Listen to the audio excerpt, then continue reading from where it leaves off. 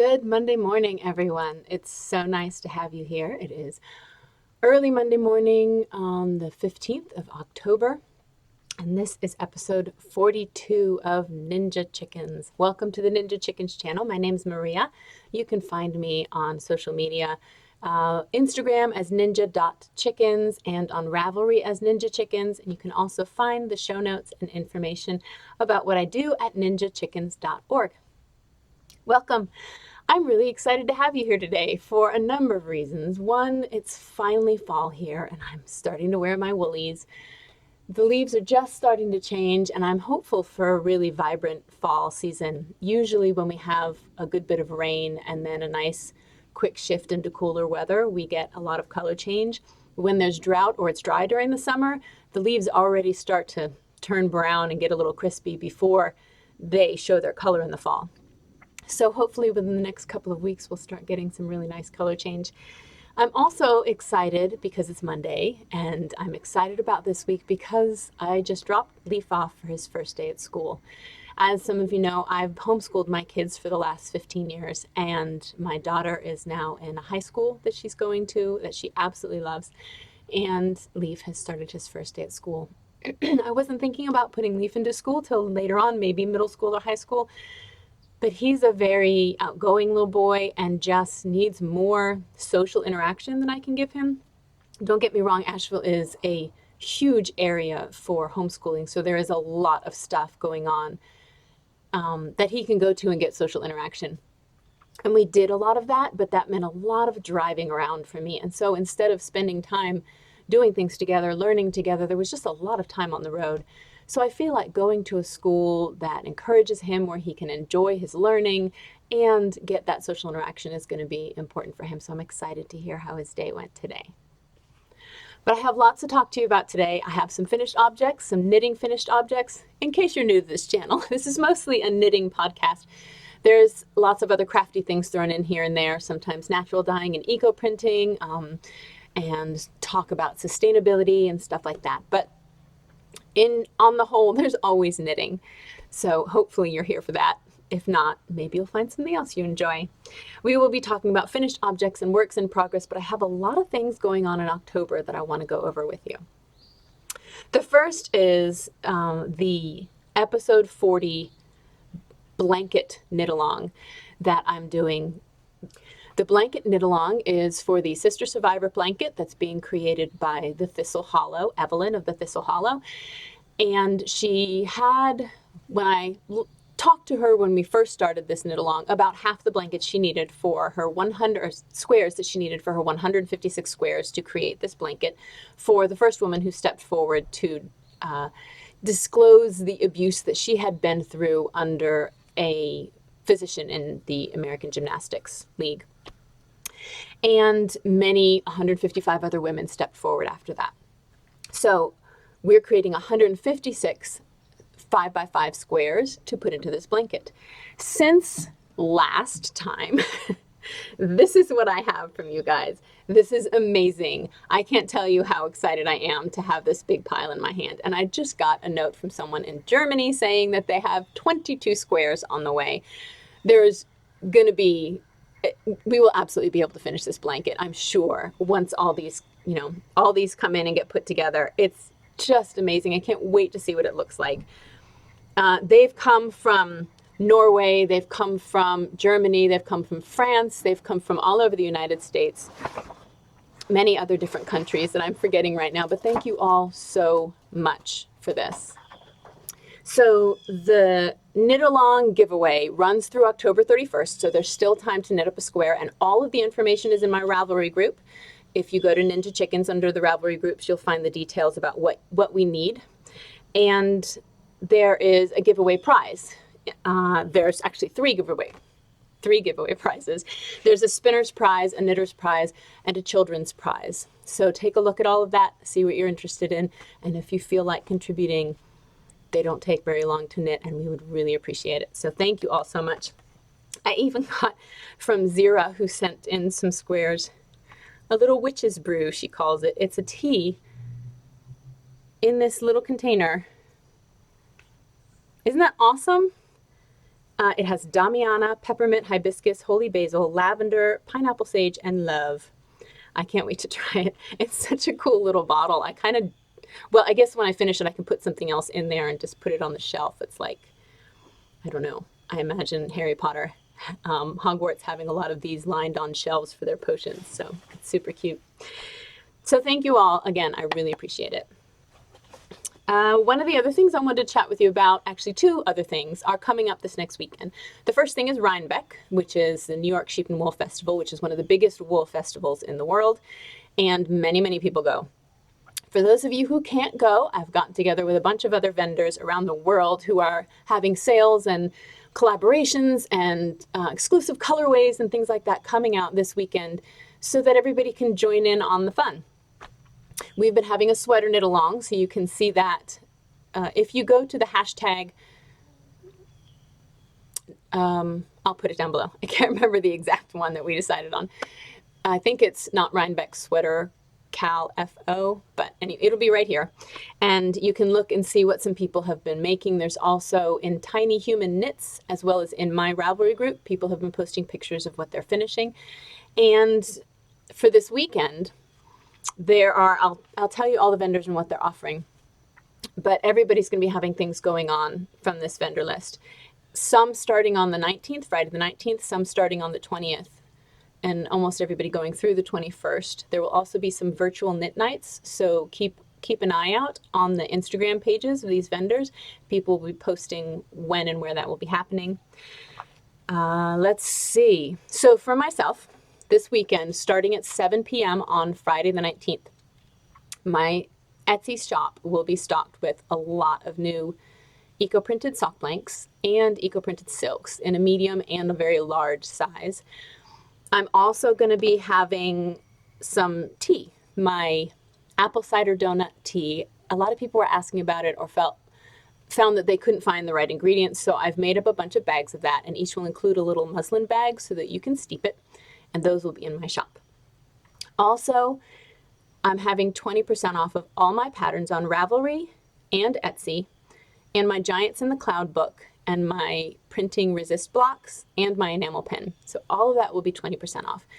On Ravelry, it should be a sale that's up, and it'll already be marked down. On Etsy, I couldn't tell if they were going to be using the code or not. It wasn't clear. So if you need a code, the code is Rhinebeck. All capital letters, but hopefully everything will be ready. Okay, so other people that are going to be joining, in case you're interested and want to take a look at their Instagram feeds or head to their shop. Remembrances Pottery. Natalie's going to be offering hand-built pottery mugs, buttons, and lots of other clay-based things. Really beautiful, beautiful work. Anne Tudor has handcrafted stitch markers and progress markers. Hawaii Bazaar is going to have some hand-dyed yarn. Mon Sheep Shop, hand-dyed yarns with also sock kits with an exclusive colorway and a little fox polymer clay stitch marker that she collaborated with Mandamanon. I hopefully am pronouncing that right. Tiny Human Knits will also have hand-dyed yarns and project bags. Babble's Traveling Yarns will have hand-dyed yarns. Maker's Merch will have enamel pins and project bags. Dynamics Yarns will have mostly naturally dyed yarns and a few acid-dyed sets. Cozy Posy Yarns has an exclusive, or she's working on an exclusive colorway. I'm not positive that it will, she's testing it out today, I think. So there may be an exclusive colorway and potentially a collaboration project bag made out of her sweater weather colorway. Patricia of Knitography has a massive collaboration release with 3 or 4 other people, and I think they're going to be mentioning that today or tomorrow on their feed, Instagram feed. So take a look for that. Lone Larch Designs, project bags, and some exclusive prints. Mrs. Brown's Bags will have project bags. Gryanig Creations, yarn and project bags. Otherworldly Yarns will have hand-dyed yarns, and Skein Deer is going to be releasing a new pattern. So there's a lot of stuff, and in that there's going to be sales and discounts and all that fun stuff. So take a look, just because it's going to be a fun weekend for getting things for gifts or fall and winter projects, and to join in on the Rhinebeck fun if you can't make it. So I think that's everything related to that topic. But during that weekend, I'm also collaborating with EcoView Fiber Mill, which is just up the road from me. So if any of you are close to local, from noon to 4 p.m. on Saturday the 20th, we're going to be having a fall get together. If you can't go to Rhinebeck, you can come here gathering. We're going to have bobbing for apples. We're going to have donuts, either pumpkin donuts or apple cider donuts. We are going to have a raffle with lots of fun giveaway stuff. We're going to have a trade table if you want to bring some yarn that you want to trade out. There's going to be bunnies and all kinds of stuff. So take a look at their website if you're local and are interested in joining. I think that's everything for happenings this coming weekend. It's very busy. Let's step into knitting so I can tell you a little bit about what I've been up to, and then I'll go back to other things that have been happening around here. So my first finished object is this, and I think I had just started it 2 weeks ago. This is the Barlow Road Shawl by Frigja Rocker or Ashley Wilskam, and I love it. It turned out so beautifully. The original pattern has one color, but I pulled these 3 different skeins out of my stash and thought they would go really beautifully together. The first skein, the creamy skein, is Navajo Churro from Fern Fiber. I had some of that left over before we closed the business. And the second one and the third one are both from Prato de Lana. And let's see okay, so the first one is Dee Dee, and the second one is Kara. And they do a lot of their yarns in single batch sheep. So this batch of yarn comes from this specific sheep. So you not only get breed specific, but sheep specific. So I know that I've got Kara and Dee Dee's fleeces here, which I love because you get to know not just the breed or the flock, but the actual sheep. And these two are both 100% Romney. I think it turned out beautifully. I really like how it's simple along the top. You know, it's a very easy stitch pattern to follow, as well as for traveling or movie knitting or something like that. And then you get to the end and you cast on your stitches and do your cable. Oop, that way. So you're binding off as you go, kind of, because you're picking up a stitch for each row that you do your cable, and then by the time you get to the end, which there's a lot of the cabling, you have 20 stitches left to bind off. So it's awesome. I can't wait to really wrap up in this, and I think it'll be really lovely for the winter. Isn't that pretty? So I think this was Ashley's first paid for pattern. I believe she released some free ones before, but absolutely lovely. And a quick knit because it's just a lot of knitting. There's just, you know, a few, well, I guess there's knitting and purling, but it's a fairly quick knit. So yeah, I am in love with it. I'm going to take some good pictures later on today so I can post those and let you see it on Instagram and Ravelry. So let's see, put that back up there. My other finished object, I guess you can call it, is, okay, so last episode I chatted about the new knitting machine that I have and that I'm using it for making sock blanks for my eco printing. And I thought, well, I can make a flat blank and then seam up the edges to make a sock tube if I can find the right gauge.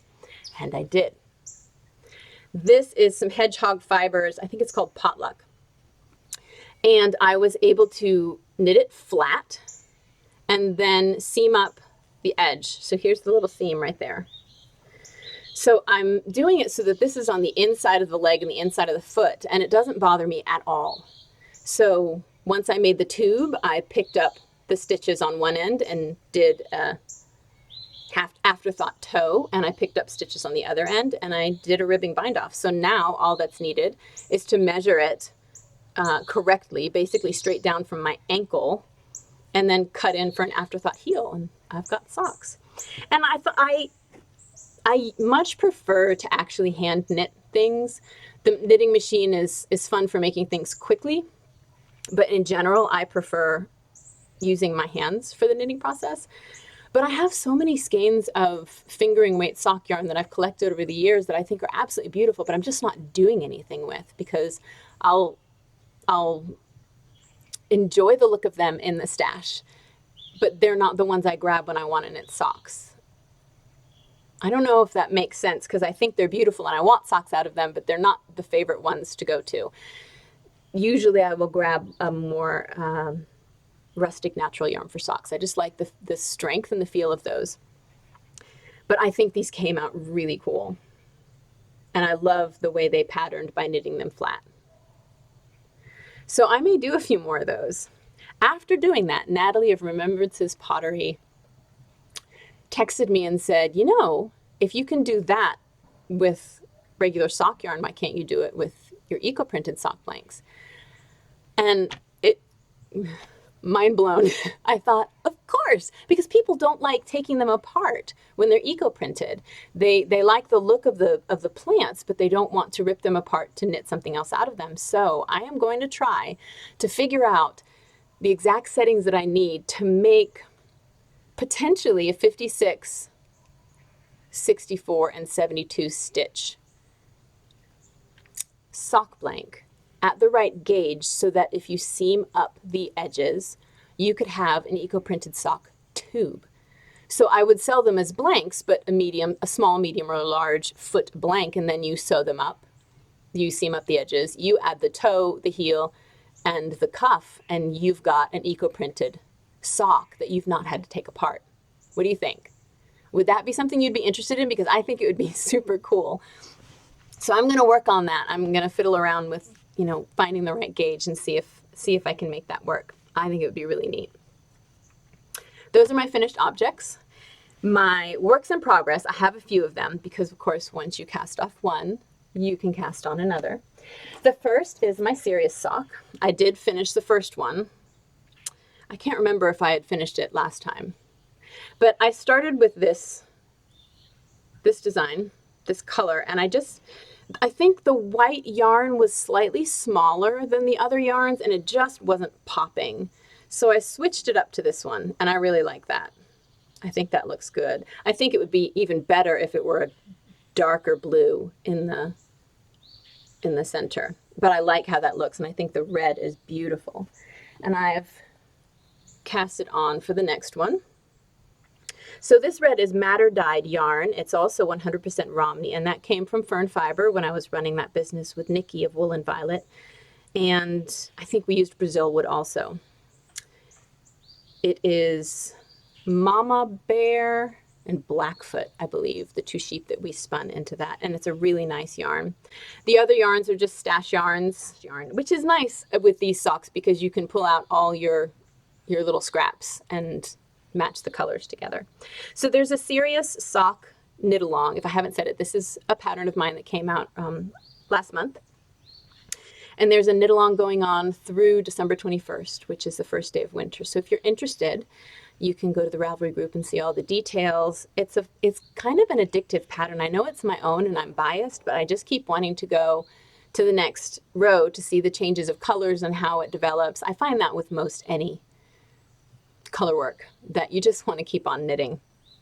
But these knit up really quickly for me. So that's my first work in progress. My next work in progress, oh, I have one more kind of finished object. It's a quick finished object. Last couple episodes ago, I told you about Blacker Yarn's new yarn tour. It's their birthday yarn. So every year, let's see if it'll focus for you. There you go. Every year they come out with a new birthday yarn and they spin up a certain amount, and once it's gone, it's gone. It's a fun way, I think, to celebrate their birthday. Tour is 80%, 92% local wools, and I don't have the list of the wools, but oh wait, I do. It is 55% Romney Cross from South Devon, 28% Merino Cross from the north, 5% North Ronaldsay, 4% Shetland, and 8% British Alpaca. So it's all local wools to them. And they've spun up this lovely yarn. This one is their Aran weight. and I had the purple and the green to play with. And when I have a yarn that I want to swatch just to see what it does, not necessarily for a project, but to see how it works, I like to do a swatch that has everything included. So I did some for stitch definition, some cable, some color work. So I started off with a seed stitch. Let's see, that's a little bright. There we go. I started off with a seed stitch, and then I added in a little color work. And then this right here is a slip stitch between the two colors. I should have done a little bit more to see how it worked, but I like it. And then a cable, and I did partly knitted and partly purled cable. And I love it. I think it looks great. I think the stitch definition is really nice. I like the way the seed stitch pops. I think the color work looks lovely. And even the cable pops really nicely. I probably would have used, I used a size 8 needle. I probably would have used a smaller needle to really make that cable pop if I were to use this in a pattern. But it's a great yarn. It's a nice sturdy yarn. I think it'd be a really beautiful sweater or hat or mittens. So that is the tour yarn that I got from Blacker Yarn. I just want to follow through with this because I talked about the yarn a couple episodes ago, but I never showed anything that I knit. So here's my little swatch. And if you're interested in checking it out, I would recommend going over soon. I'm not sure how long their birthday yarn is going to last, but it's a great mix of local fibers and fibers you might not get in a lot of other yarns like Ronaldsy.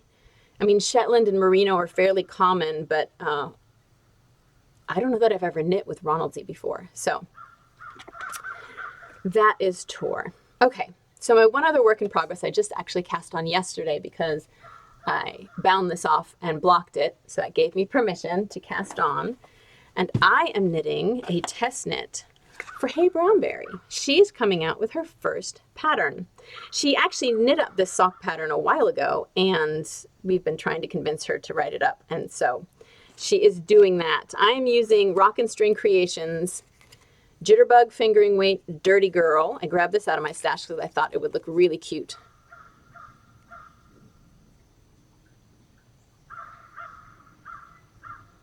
There we go. Rock and String Creations. And she's going to be at the SAF Festival in a couple weeks, so I'm excited to see her. The yarn itself, it looks all pink, but there's actually lots of little black speckles in there. And I thought that would turn out neat with this pattern, and here it is. So it's a toe up, and there's a beautiful patterning on the front of it, and then up the rest of the leg once you turn the corner. And she, I believe, is going to call it Pebbles and Pathways. Let's see if I wrote that down. Yes, Pebbles and Pathways. Isn't that pretty? I think it's a fabulous little sock, and I like the cable up the side. I don't think I've done much cabling on socks. I'm getting into it more. I've always been not anti-cable because I love the way it looks, but it slows me down and I like fast knitting. So, but this has been really quick because it's only like every 6th or 8th row, so you don't have to do a whole lot. But yeah, I think she's planning on having that out. So Hey Brownberry, she's also Dynamics Yarns with her daughter Adachi. So she's all over the interwebs, but I'll put her information down here in case you are interested in looking out for that pattern. I think she's wanting to have it out sometime in November. So that is my other work in progress.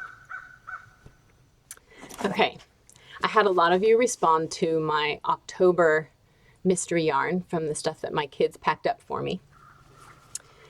I will tell you that one of them, the blue one, I think I'm going to use for a giveaway.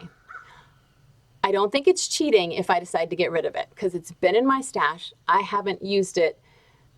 Sometimes I haven't used them because they're so pretty. I want it to be the perfect project. And sometimes I haven't used them because they're just not calling to me anymore. So it's a nice yarn. It's a great spin. But I think it's just the color. It's just that kind of navy blue is just not calling to me right now. So I've decided to put it in the giveaway box. But for this one, this is the one from Wild in the Woods. And I really see this in a pattern. And I was thinking of some kind of pattern that has, that could be a nice thick cowl, but then pulls over into a hood. And then I discovered in my stash, this had been in a bag because I wanted to keep it all together, and I'd kind of forgotten about it. And I discovered in my stash all of this yarn from Höner och Air in Sweden. Look at that. It is all single spun. Look at how well it goes together. Especially, I think, these three. They're all single spun. They're all the exact same weight. They're all 100% wool. I think this one just has a slight bit more fuzz to it. Let's see, let's put them up close. So you can see that little bit of a halo kind of. But, oh, look at that. I think that would be really pretty. I have no idea how I'm going to design it or when I'll get to that. Hopefully soon. I don't know if it's going to start in October because I really want to start on my cloak soon. But I am so excited I found these. So I'm hoping to put these together. Yeah, they're just beautiful.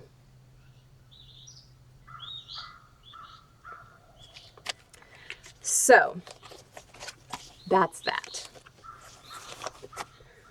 So things that have been happening or are going to be happening around here. In 2 weekends, on the last weekend of October, is going to be SAF, the Southeastern Animal Fiber Fair, which is the biggest festival down here in the South. It's in Asheville, so it's only about 25 minutes from me.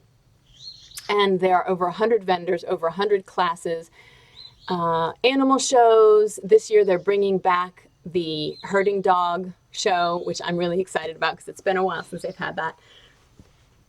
But one thing that I really wanted to mention for anyone who might be coming is that they have a skein and garment competition every year. Excuse me. And I'm always surprised at how little attention it gets. People just don't know about it. It's in a side room, but I guess people don't think to enter their things. It's very similar to the state fairs where you can enter, you know, handmade, not like jams or anything, but handmade fiber items. And it's like $3 per entry. You can enter up to 4 things. And if you win cash. But there's yarns you spin, items you've knitted or crocheted, there's weaving, there's needle felting, there's even a category for kids.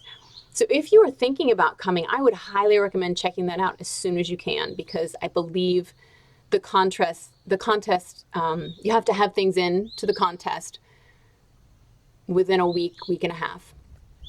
But seriously, you could enter some socks that you knit that you think are beautiful. It can be in hand spun or commercial yarn. You could enter some of your spinning. There's all kinds of categories. And it's just fun to have your stuff out there. And the more full the room is with items, the more fun it is to go in and see what everybody's created.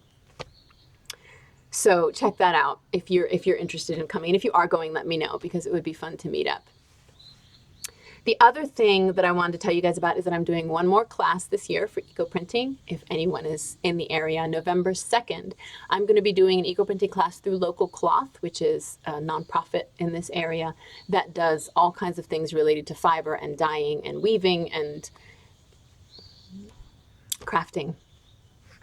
So it's going to be a full day class. We're going to be dyeing silk and cotton napkins. I thought that would be a really nice one to dye before the holidays, because they'd be neat to give as, you know, a little gift set, 2 napkins here, 2 napkins there, however you wanted to do it.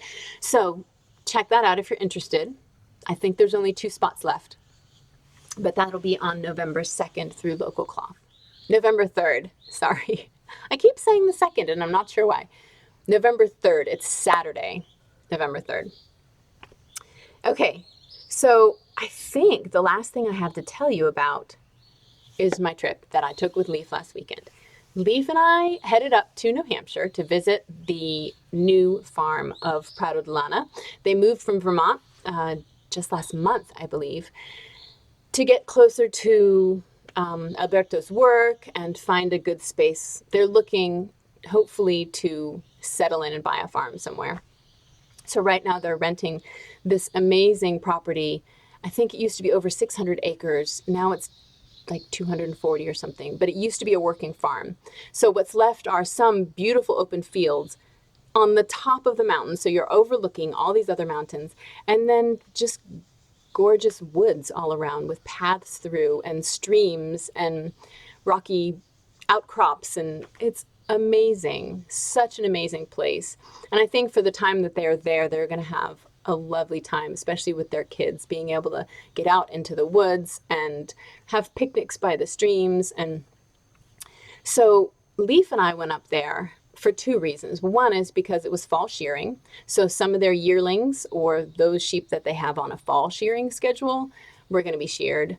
And I really wanted to help with that and have any excuse to go up and visit them. Leaf has been friends with their son for a year and a half through internet gaming, Minecraft gaming, stuff like that, but they've never met in person.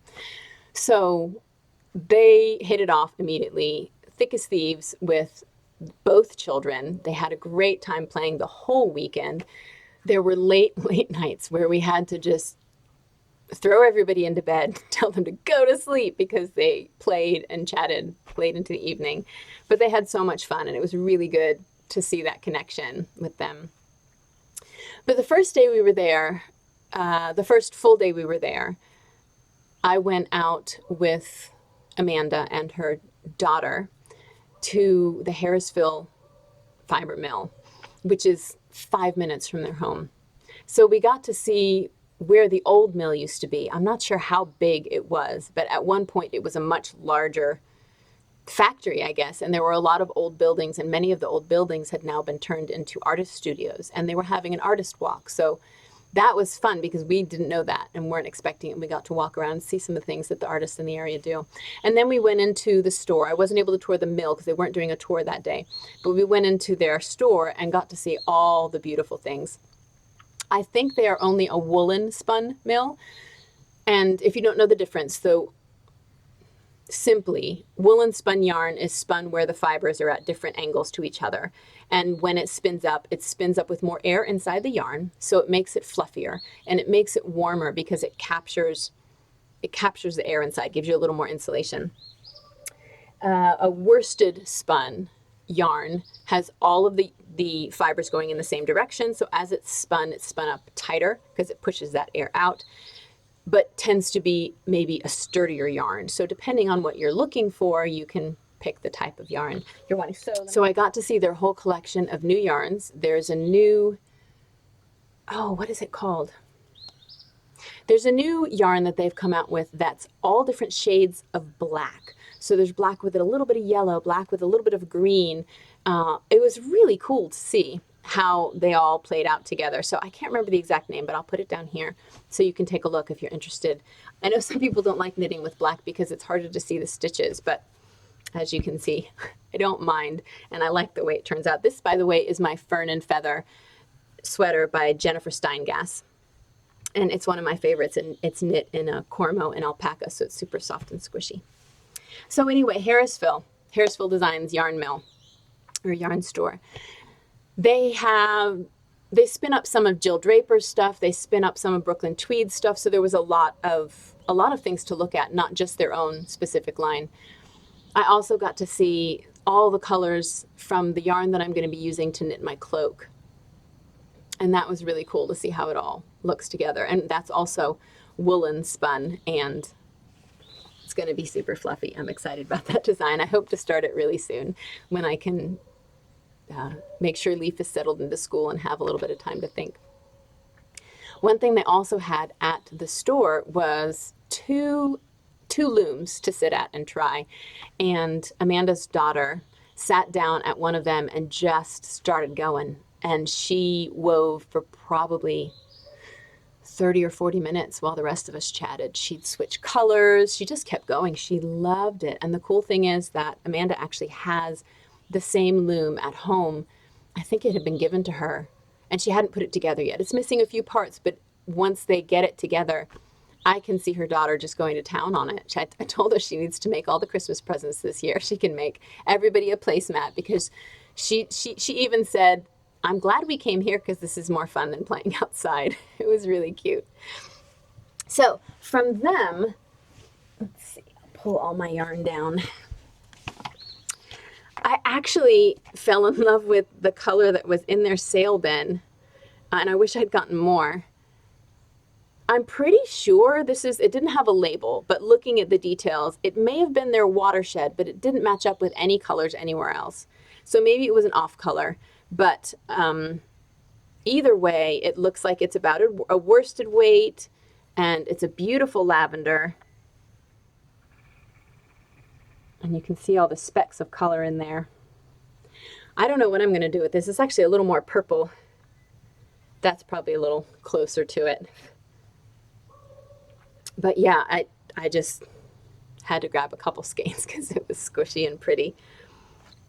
So that's what I got there. On Sunday at the farm, we had our shearing, and a few other friends came to help out. They wanted to either see what it was like or get their hands on. Amanda's friend Tegan she has a flock, or helps with a flock in Scotland, and she's wanting to get more experience with shearing so that she can actually be shearing the sheep over there. And the cool thing about this was the shearer who came was Mary, and she was a female, and it's just really neat to see more women getting into shearing. Traditionally, it's a men's job. I don't know if that happened because the women were doing, it had just become their job to do the sorting and the spinning, and the men were bigger and brawnier and it was easier for them to move the sheep. But I find it really interesting watching the difference between men and women shearing. And it's not a negative that I'm talking about here. It's just the physicality of it. And I saw the same thing when I was doing aerials. I used to do aerial arts like lyra and silks and trapeze. And when men would do it, because naturally they were stronger upper body, they were able to muscle their way through some of the movements. And so the movements might have looked not forced, but maybe more forceful. Whereas women, because their upper bodies weren't naturally as strong, had to use different angles, different technique to do that same movement. And it looked maybe more smooth, if that makes any sense, because of where the strength is in the body, where the difference in your center of gravity is. I find the same thing with watching men shear versus women shear. When the men that I've seen shear sheep, they're generally just stronger. They're built bigger. They have stronger upper body. It's easier for them to take a sheep, flip it, shear it, move it around, and it seems maybe more abrupt movements, if that makes sense. Being able to just use the muscle to move the sheep from one place to another. When women shear, even though Mary had some serious guns, she was very built in her upper body, the movements were still more fluid, because it wasn't like a quick contraction of the muscle moves the sheep that way. It was a whole fluid movement of the body to move the sheep from one position to the other, and it just looked more like a dance. And I thought it was really cool.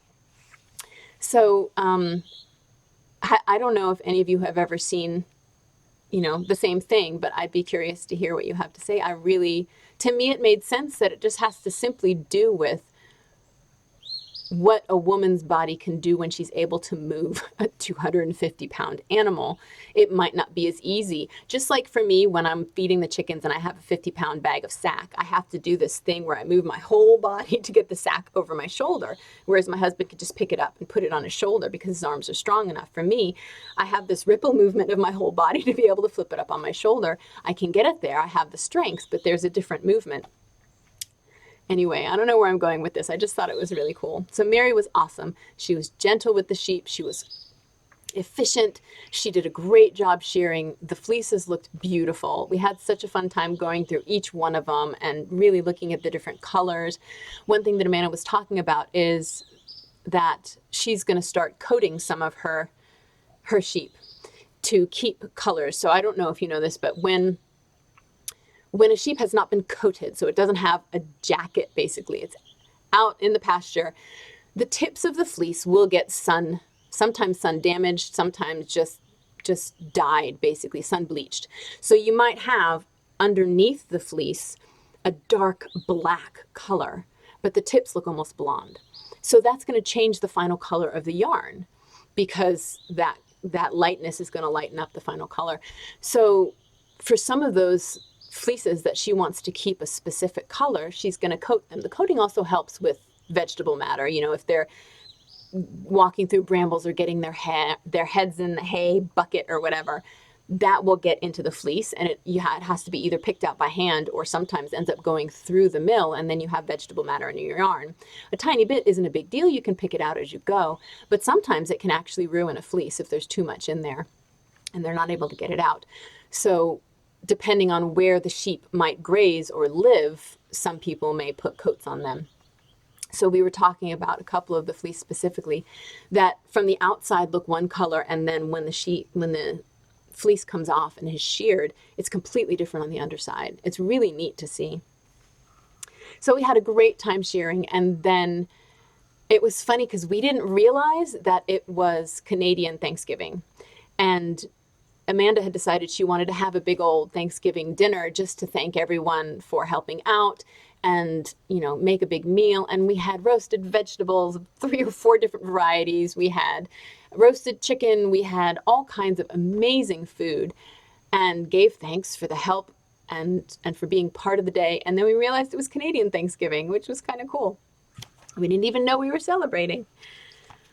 So the next day was Monday, and Amanda and I and Tegan, the friend of hers who also helped out with the shearing, went down to Green Mountain Spinnery.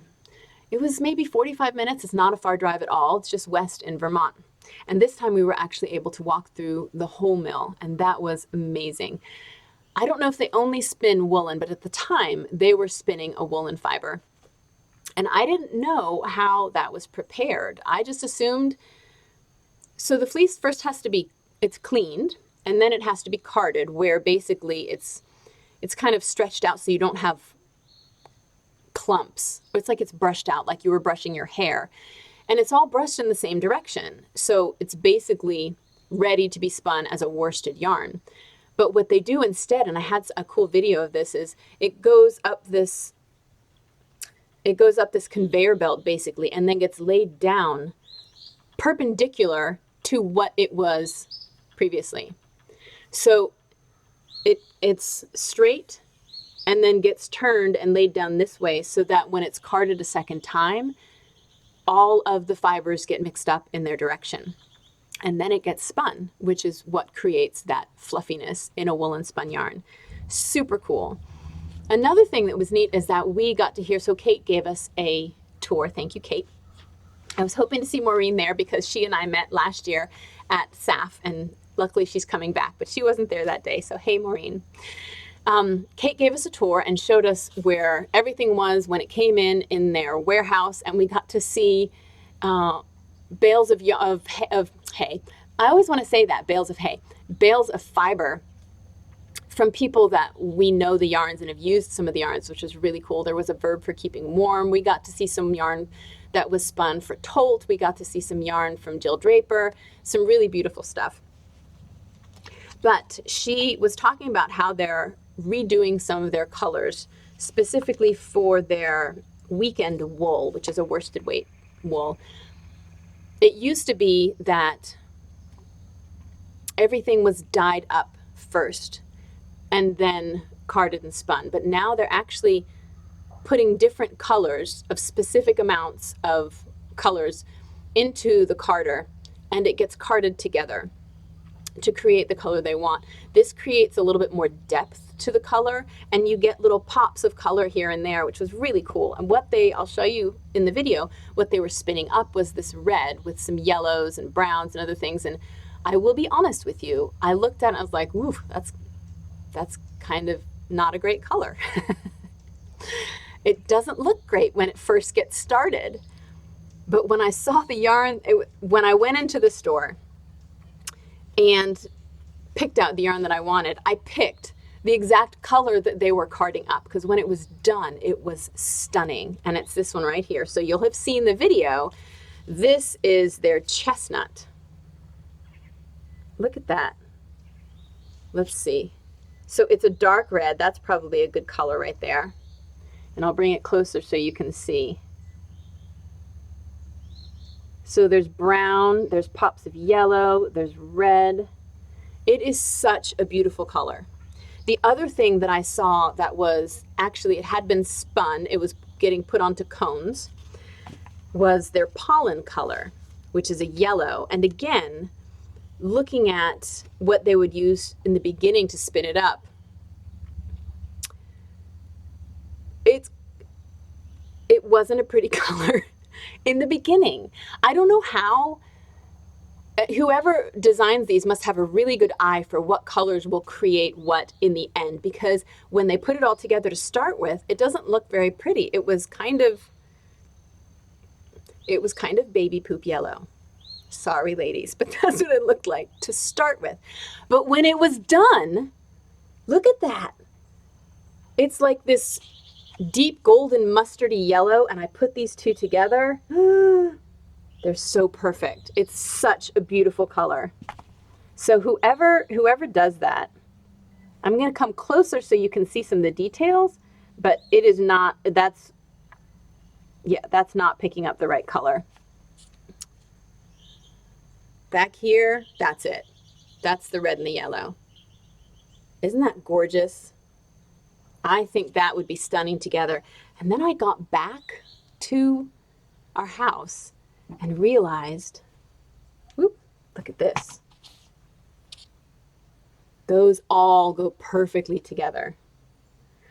I'm going to have to see if they can send me some more of this, because I think a sweater with these as contrast colors, wouldn't that be beautiful? Or this one, a red, well, actually all of them would look really good as the main color. I don't think I have a yellow one. That would be okay with me. That'd be okay with my skin. A yellow one with these as contrasts?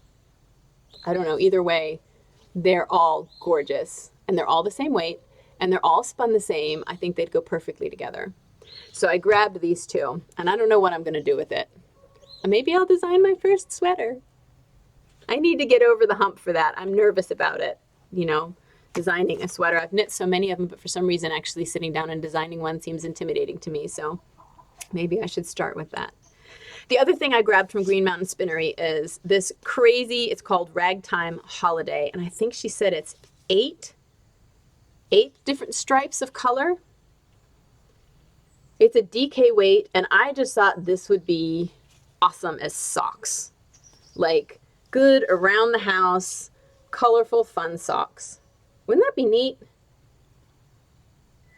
So I don't know if I'll design it or find a pattern, but I love it. They have maybe 5 or 6 different ragtime in their ragtime group, but I think the holiday is the only one that has 8 stripes. I think the others have 4 stripes of color.